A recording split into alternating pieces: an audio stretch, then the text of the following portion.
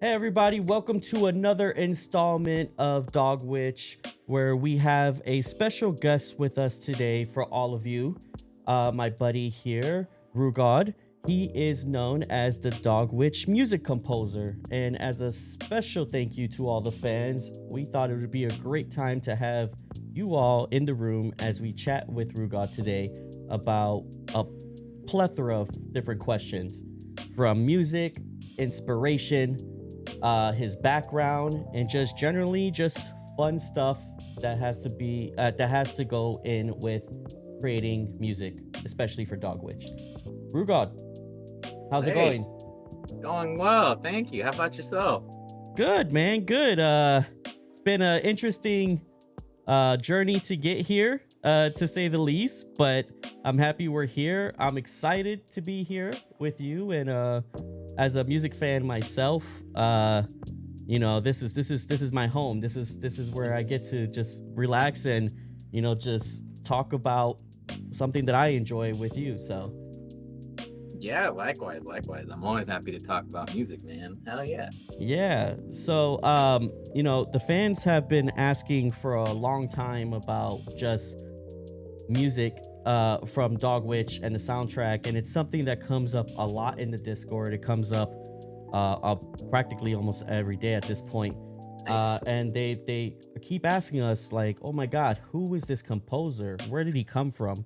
I love the music, and it's really a testament to the music because you just get lost in the sauce when you play this game, and the music just adds to that, man. So, um, if it's cool, if we can start with just a little introduction from yourself, and maybe a little bit of a background, and who is Rugod, so everybody knows.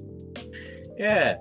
So, my alias, my production alias and performance alias is Rugawd. My name is Ruben Davila. I am from Tampa, Florida. I am the son of Mexican immigrants, and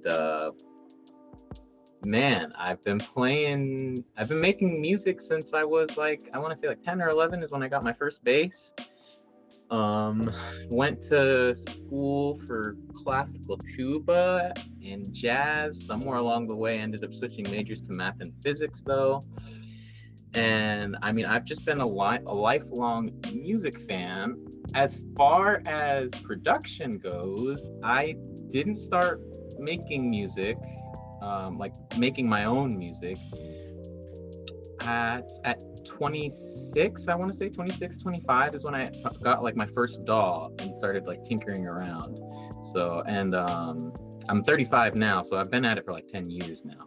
Nice. um and that's just, that's a general thing. What I do: play the bass, play a bit of piano, make productions. Yeah, no, that's great. And just for the people that out there that don't really understand what a DAW is, what's a DAW? Oh, that's an acronym for Digital Audio Workstation. Mm. Yeah. That's actually perfect because that'll go right into my first question here. Are you Mhm. cool if we move on to the question? Yeah, yeah. Yeah, awesome. So I thought we would start off with a little bit about the creative process and potentially some inspiration. And this could be uh directed towards Dog Witch or even just yourself as a composer, right? And I think one of the things I wanted to start off with was what is your creative process when composing music? And it's specifically even just for this game. What did that creative process look like? Okay. So my creative process in general, it's kind of always in flux. I think I go through periods of doing things one way, and then I'll just start doing things another way. So, for example, when I first began making music, I was really more so attracted to harmony. So I'll spend a lot of time at the piano, just kind of like messing with chords. I will try to take the things that I've learned in school, so like all of my theory knowledge, and I'll just see how much I can like break it until I get something that I like, and then I'll build a production around that. So that was the way I operated for a while.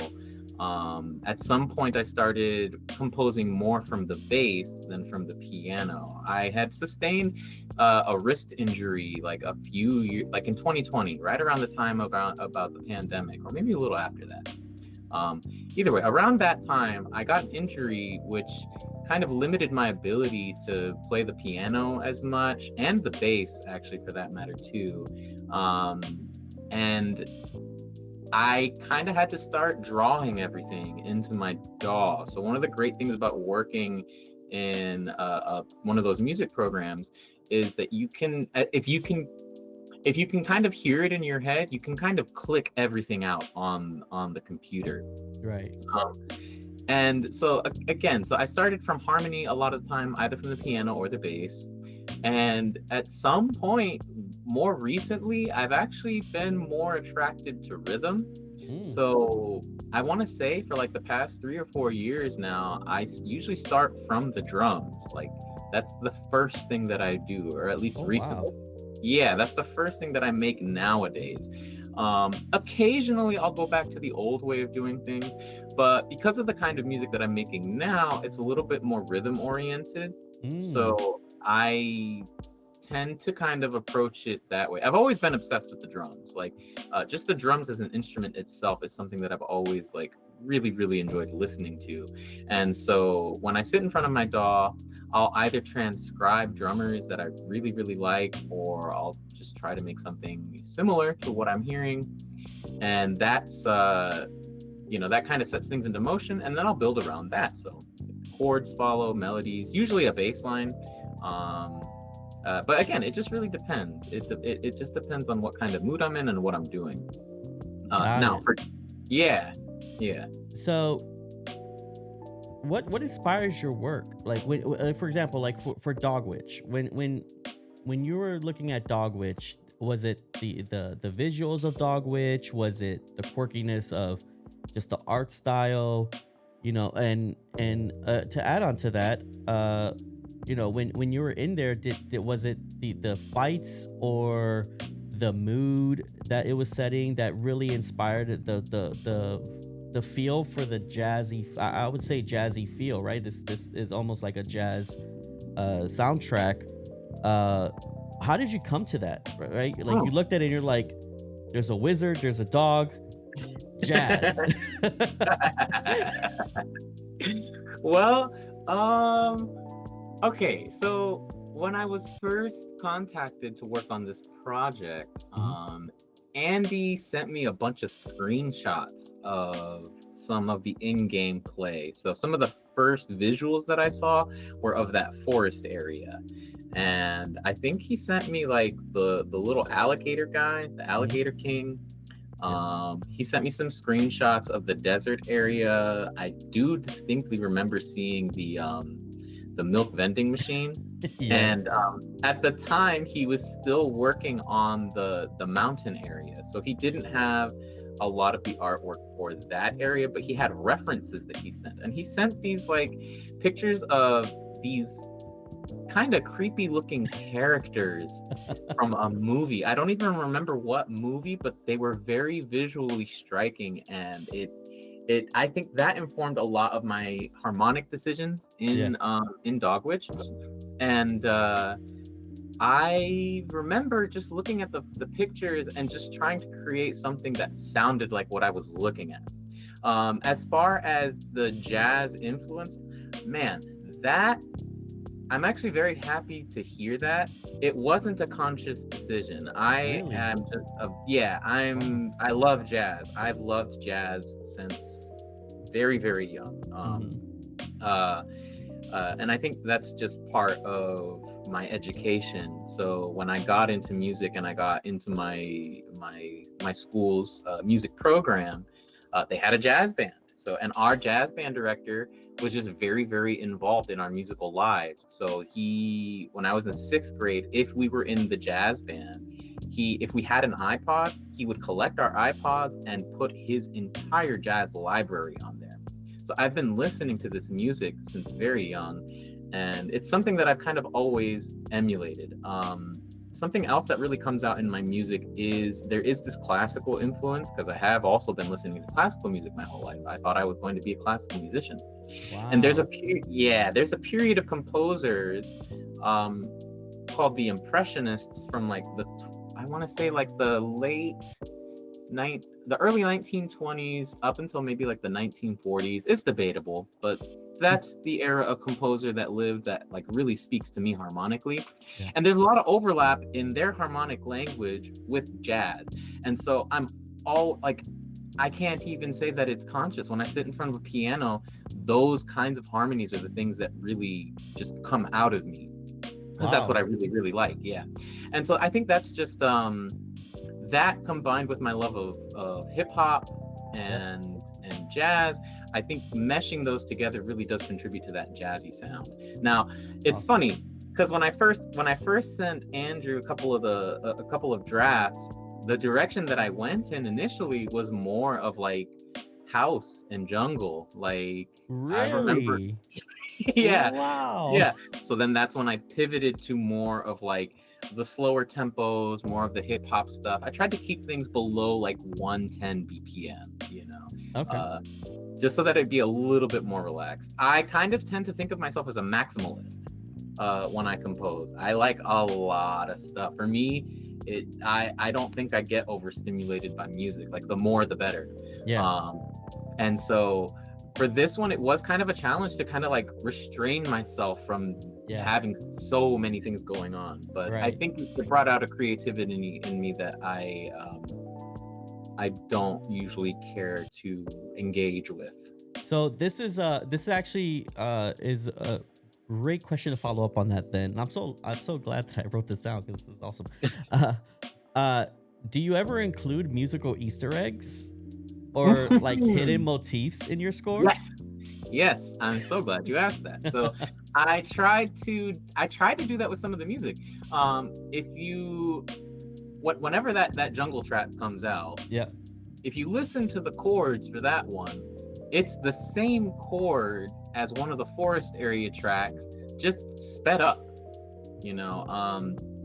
And I did that kind of like to give like to let there be like a forest area theme. If you listen to all of the forest area music, I tried to keep that continuity with the selection of sounds. So the sounds that I went for, I don't know why I just kept on thinking like green, subdued, and if you listen to the particularly the electric piano samples, it's the same samples, and a lot of those progressions do mirror each other in that.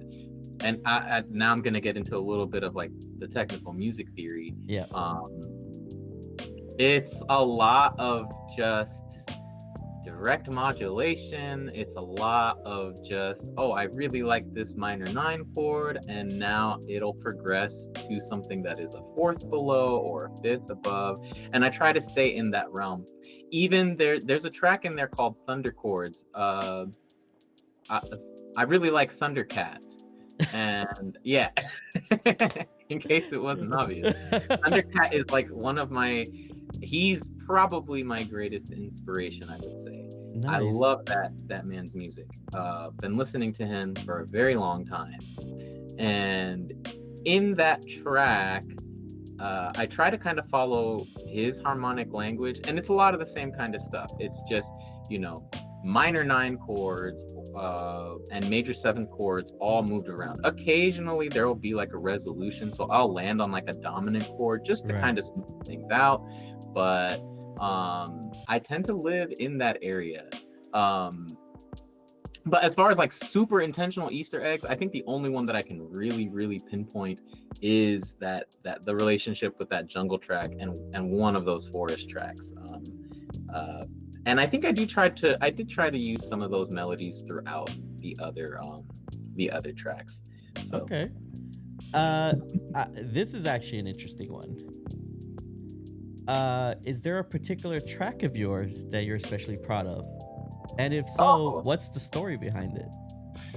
Oh man, that's okay. I told you I was gonna come with some interesting questions. Yeah, I do.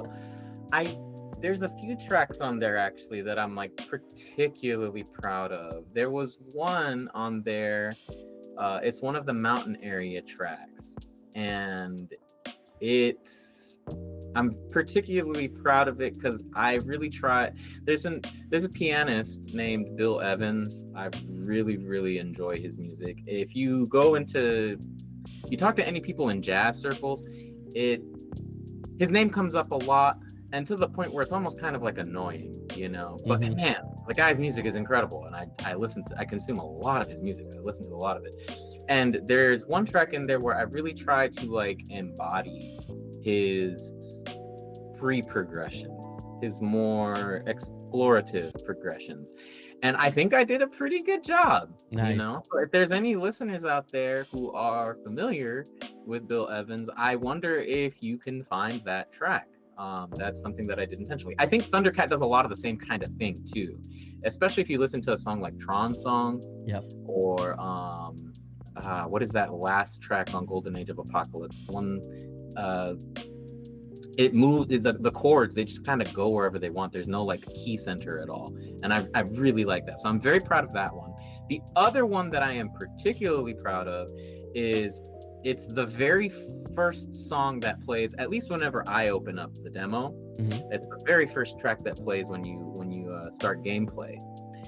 And it's kind of like a lo-fi beat. I remember making that one in kind of a rush. Andy had hit me up. He's like, hey, you want to make more music for Dogwitch? I was like, oh yeah, for sure. And I remember being under like some time constraints too, because there was a lot of other commitments that I was working on at the time as well. Right. And that track, I made it so fast. And I remember being like, damn, I don't know if this is good. And I didn't listen to it for like a week. And after I revisited it, I was like, oh, this is wonderful. Holy crap. I can't believe this sounds as good as it does. Even right down to the mix, not just like the artistic decisions. I thought that the mix was pretty good too. And yeah, like I think that's just kind of like a testament to Kenny Beats's mantra of don't overthink shit, you know. I did everything like I was just kind of like churning it out. It was like subconscious at a point. Yeah, I wasn't trying to like mull over my decisions too much. I made a decision, moved on. Made a decision, moved on. Wow, that's exciting. Especially when you hear it back and you're like, holy crap, this is like better than if I would have just overthought everything. Yeah. So there's a lot of truth to that statement, right? You know, don't overthink shit. So yeah, I really am proud of that one. Those, and I'm proud of all of them. That I really do like all of the tracks. But those two I think are kind of like my favorites for now. Nice. Yeah. And in the comments when we post this, if you guys want to point out that mountain track, please do so. Yeah. When you see it in the game or hear it in the game. Okay, let's move on to some questions about just fan impact and community. Okay. How do you feel when fans remix or cover your music? Have you ever run into that? You love it? Well, okay, caveat. Okay. Yeah, so I love it. I'm always grateful if someone feels so moved by my work that they want to remix it or reimagine it in some way.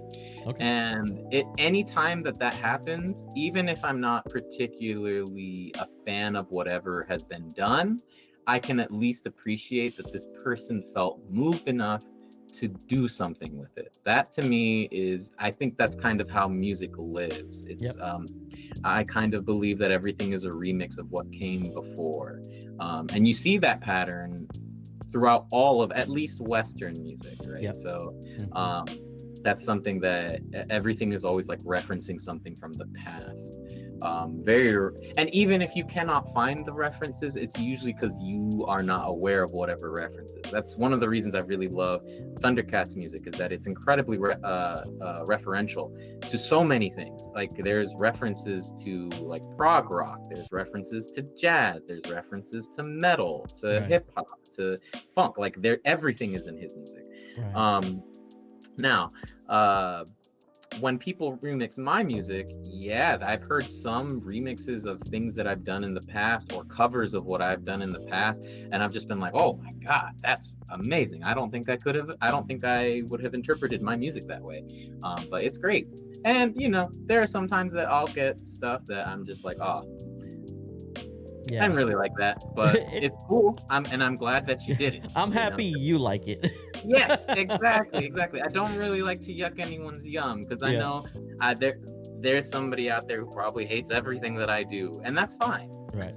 And I think that's the beauty of music too. It's like, you put your own touch on everything, and as long as you like it, that's what matters. Yes. So hopefully we have some people out there once the soundtrack is released and the game's released, you guys can remix it and we can show it to Rugawd. Yeah, please at me, Yeah. please. Awesome. Yeah, that'd be great. Have you ever had a memorable fan interaction tied to your music? Oh man, yes. My favorite kind of interaction is fan art. On a few occasions, I've had people come up to me after a show and they'll be like, "I drew you," and I really do appreciate that. My favorite one of those is I had a fan once. They've reimagined me as a furry, and I thought it was really cool. I really like the That's artwork awesome. that they make. Yeah, and so I really like that. Another one that I kept that I really love is I once had a fan draw this, and I've had this for like 10 years, but they just kind of like drew me. Yeah, just like an offhand sketch. That's and awesome. whenever people do that, I always keep the art. I love art. As you can see, I'm a huge fan of visual art. Right. So, which on that note too, oh my God, the artwork for Dogwitch is incredible. And I've already seen some really great fan art too, in addition to the official artwork itself. Yeah, But no, I think it's a very distinct style, and we've joked here that it reminds a lot of us of like Adventure Time, like old school Adventure Time. Oh my God, yeah. And Rick and Morty. So Yeah. it's which is awesome because like you have this very distinct style that's quirky. It's almost like off the wall, and in some ways like a milk carton, right? You're fighting a milk carton out of nowhere. Yeah. And then your tracks are so like chill, and they get you like, it's almost like a we talk about it here a little bit, but it's like a false sense of security that the music is building up on you, and then you just get punched in the face by a milk carton, and you're like, oh crap, what do I do? So Nice. and I think it works so well in this title because of that kind of juxtaposition that's happening in real time as you're trying to figure out everything. And it's really fun to see when people get into that flow state because of the music and because the spells are clicking, and just a really exciting thing to see in real time when somebody's playing in front of you. Yeah.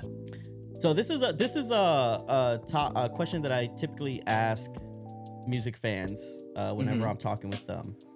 And personally, I am a huge video game music fan. I have vinyls behind me signed by different composers.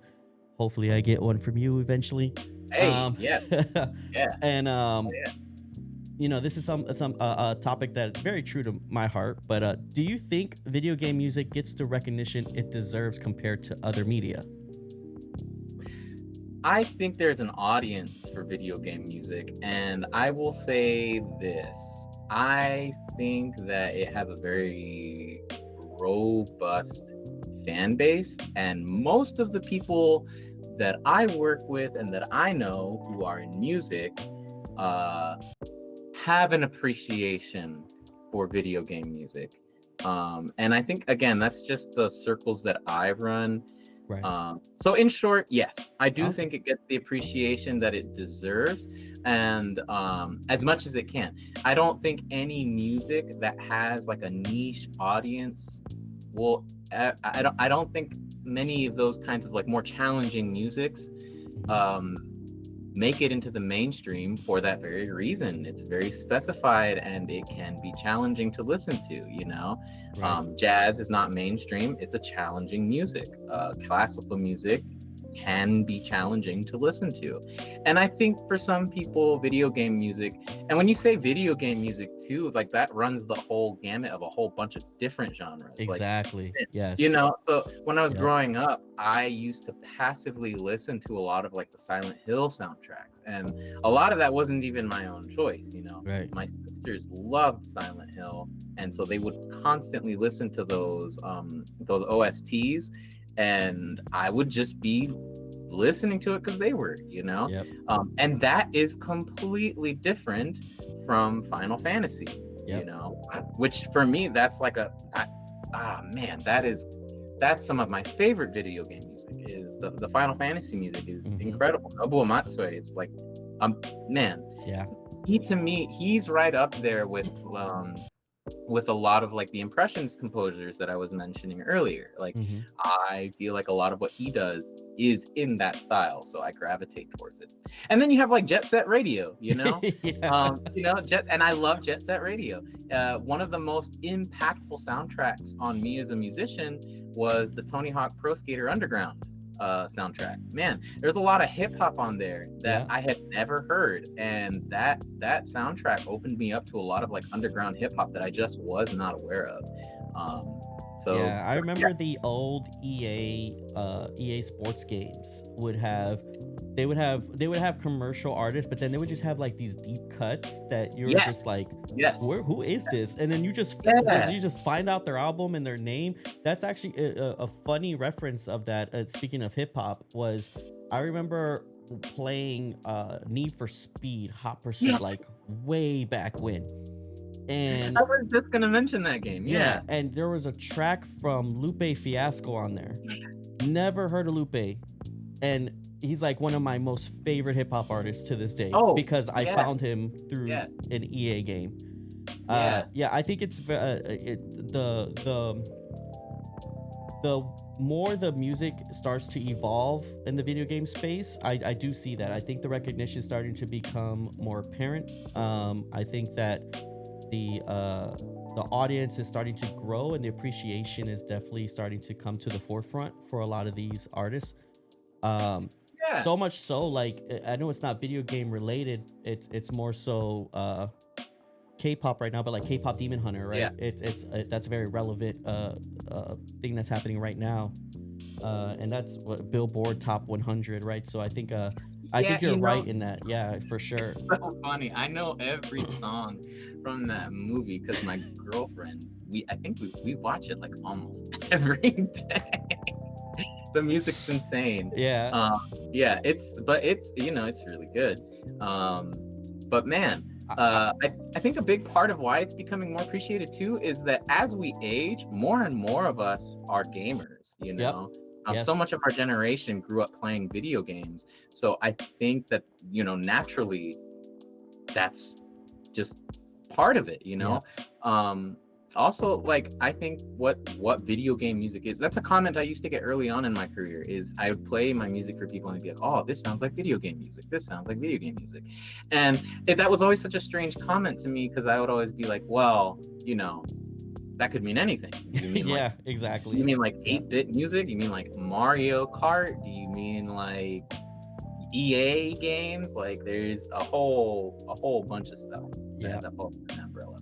All right, so we are to the I'm gonna call this the fun reflective segment of the questions. So if you could score the soundtrack for any existing game franchise, what would it be? Oh man, you know, that's a tough one. Jesus Christ, I don't know. It feels like sacred ground. You know, because like so many games that I love are, I think, already have like the perfect soundtrack. If there was, and then if I pick a game, I guess the implication is like, oh, the soundtrack's not good enough. you Yeah, know? it's a tough question. Yeah, it's a tough. You could So choose to not answer it. yeah, I will answer it. So I'll give you two answers. I'll give you two Okay. answers. In in my heart of hearts, I would love to remix or redo any of the music for Final Fantasy 7, Mm. 9, and man, the first Final Fantasy. Oh, Tactics Advance.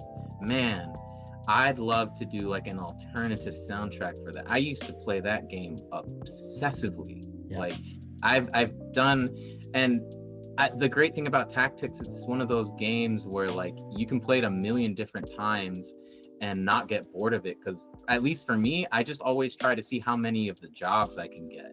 You know, there's like I think there's like 60 different jobs that you can acquire in that game, and I'm always just trying to get as many of them as I can. And so you're constantly hearing all of that music.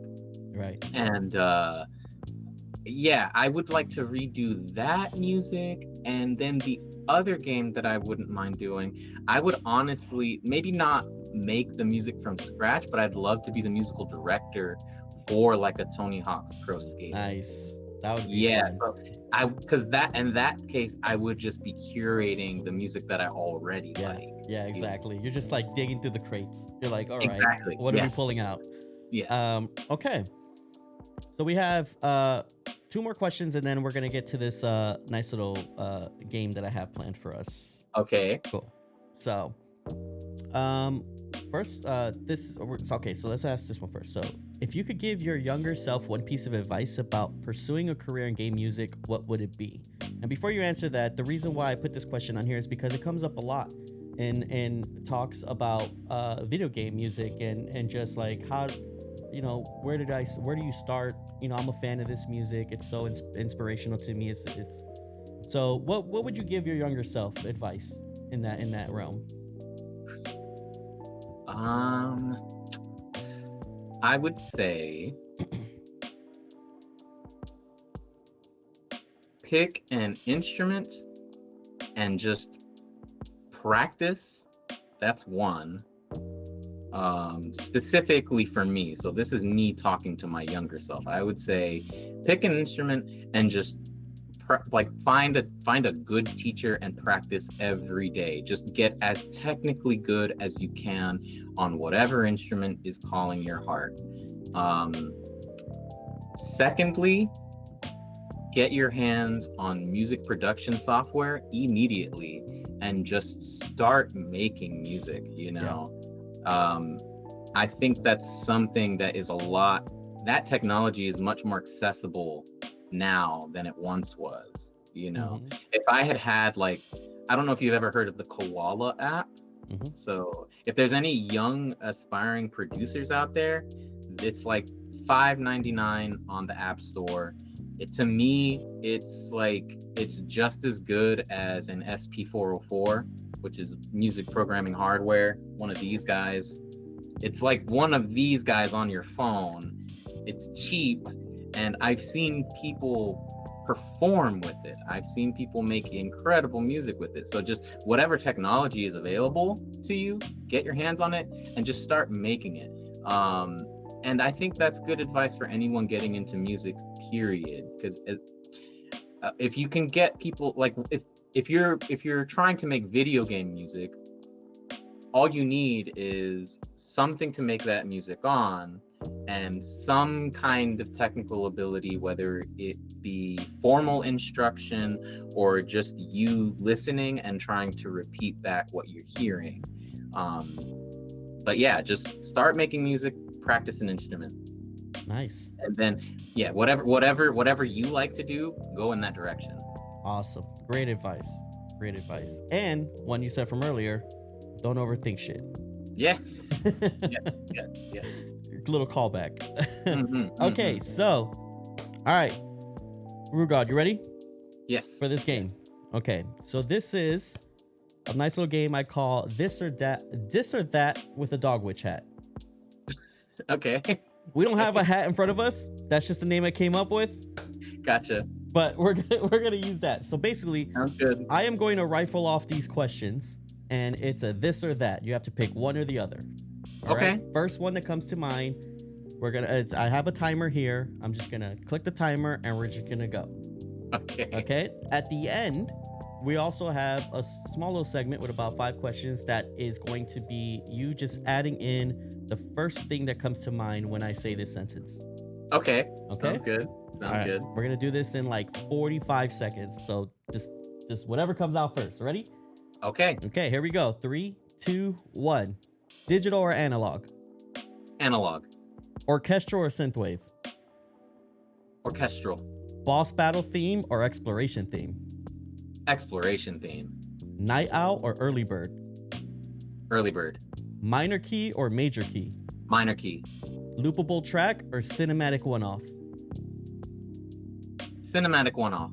Write first or play around until something sticks? Play around until something sticks. Coffee or tea in the studio? Tea. 100 layers or under 10 tracks? Under 10 tracks. Okay. Compose in silence or background noise? Oh, silence. All right. And then here we go. These are the sentences. The best instrument is? Bass. I can't write music without? Copy. The weirdest sound I've ever sampled is?